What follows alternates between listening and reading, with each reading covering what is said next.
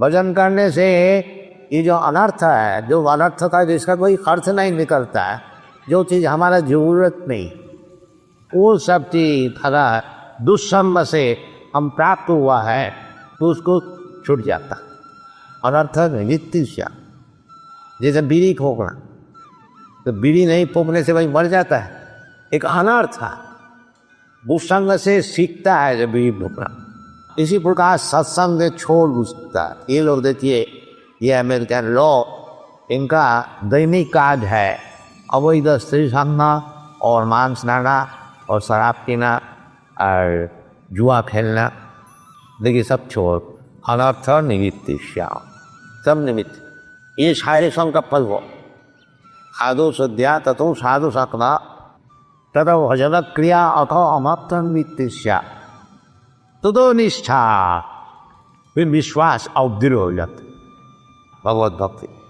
ततो निष्ठ, ततो रुचि, रुचि होती है भगवान की कथा सुनने में, रुचि, कथा शक्ति, ये रुचि का पाप, फिर आसक्ति। ये आसक्ति भगवान पहले से शुरू होती, इसका पहले श्रद्धा और साधु संग और अनर्थ निवृत्ति और निष्ठा और रुचि, ये 5 स्टेज पार हो करके जब आसक्ति है भगवान को छोड़ ही नहीं सकता, वो नशा हो जाता। ये सब नशा, बीड़ी का नशा, सिगरेट का नशा और शराब का नशा, भय का नशा, ये सब छोड़ करके ये नशा जब पैदा हो जाती है तो आप भगवान बन छोड़ ले, उसका नाम है खास। तो ये मैं आसक्त मना, इस प्रकार जो कि भगवान से आसक्ति हो, लिबरेटेड स्टेज, भगवान में आसक्ति होना है, साधारण स्टेज नहीं है, बहुत स्टेज में नहीं, क्योंकि अनर्थ निमित्ति भक्ति परेशान भगवत विरक्ति अन्यत्र। भक्ति, कोई व्यक्ति भक्त है तो फिर उसका ये सब जो अनर्थ है उससे रुचि नहीं रहती, खुद ही छोड़ दे। ये भक्ति का पहचान है। और भक्त भी है, बीड़ी भी पीते हैं, वो भी ठीक है, कभी कभी होता है, बाकी खुशी से ये सब अनर्थ को लेना नहीं चाहिए। अभ्यास से एक आदमी छोड़ दिया था, भी पूर्व अभ्यास से कभी दुष्ट हो जाता है, उसको भी भगवान कहेंगे अभी तो सुबुरा था, कोई बात, उसको भजन ठीक है कि भजते माँ कह रखा, वो बात ठीक है। यदि वो बात ठीक है तो साधु ले वो साधु, उनका जो भक्ति का जो व्याक्रम है उसको छोड़ता नहीं, कभी कदम भैंस से, कभी बीड़ी पी, तो उनके लिए माफ होते। बाकी तो जानबूझ करके ये सब वैसन करते हैं, उसके लिए मुश्किल अटॉनमेंट देता। तो मैया सत्यमना प्रातः जोगम झंझन मदास, ये जो योग है इसको प्रैक्टिस करते। योग क्या प्रैक्टिस? भक्ति योग का श्रवणम कीर्तन विष्णु स्मरण पाद सेवन अर्चन बंधन दास सबकम मार्ग निवेदन 9 पुकार से भक्ति जारी कीजिए। कुछ नहीं तो इधर हाथे सोविए, श्रवणो, सुनते सुनते आपको सब चीज प्राप्त हो जाए।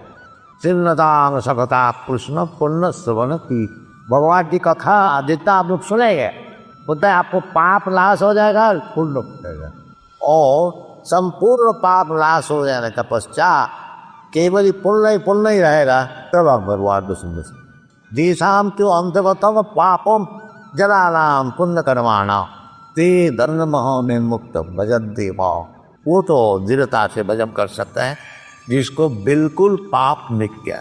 ये भगवान है परम पवित्र, और तो अपवित्र होकर के भगवान का पास कोई पहुँच नहीं, वो पवित्र होने से परम पर ब्रह्म परम धाम पवित्र परम भवा। और जो भगवान को संज्ञा क्या सुनो, पवित्रम परमम, तो यदि आप भगवान को चाहते हैं तो आपको भी पवित्र हो पाएगा। ये बात नहीं है कि मैं अपवित्र रहेंगे और भगवान को सिंह पति भगवत भजन करते कहते हैं वो पवित्र हो जाता। सिमरताम सगता कृष्ण पुण्य सपना, इसलिए उचित है जो भगवत मंदिर में आइए और भगवान को दर्शन कीजिए और भगवान की कथा सुनिए, श्रवण और केवल श्रवण नहीं, श्रवण करती कीर्तन की, जितना सुने हैं वो दूसरे को सुनाए, उसका नाम है कीर्तन। श्रवणम कीर्तन विष्णु, किसका विषय? विष्णु, और किसी का विषय नहीं। श्रवणम कीर्तनम विष्णु स्मरणम पाद सेवनम, ये सब विधि है। तो जो लोग वृंदावन में आए हैं उनकी उचित है कि ये सब भगवत विषय सुने और फिर आस्ते आस्ते केवल पुण्यवान ही रहेगा। जो जिसको पुण्य नहीं होता है वो भगवान को समझ नहीं सकते हैं, इसलिए आपको सुनना चाहिए। जो पुण्यवान हुए बिना हुए भगवान की कथा में रुचि नहीं है, आसक्ति नहीं है, और आस्ते आस्ते हो है, एक दिन में सब चीज़ नहीं होता है। बाकी ये सब प्रोसेस भैया सप्तमनाप्तार्थ जो जिन्नत, ये वक्ति जो जिन्नत मदाश्रय, ये कोई बाहरी आदमी का आश्रय में रहने से का होने मदाश्रय, ये तो डायरेक्ट ही भगवान का आश्रय ग्रहण कीजिए। नहीं तो जो व्यक्ति संपूर्ण रूप से भगवान का चरण में आश्रय लिया है उनका आश्रय, तो फिर भगवान को समझ में आएगा समग्रम और असंशय, कोई संदेह नहीं, और संपूर्णता से ऊंची भगवान बता रहे हैं। हरे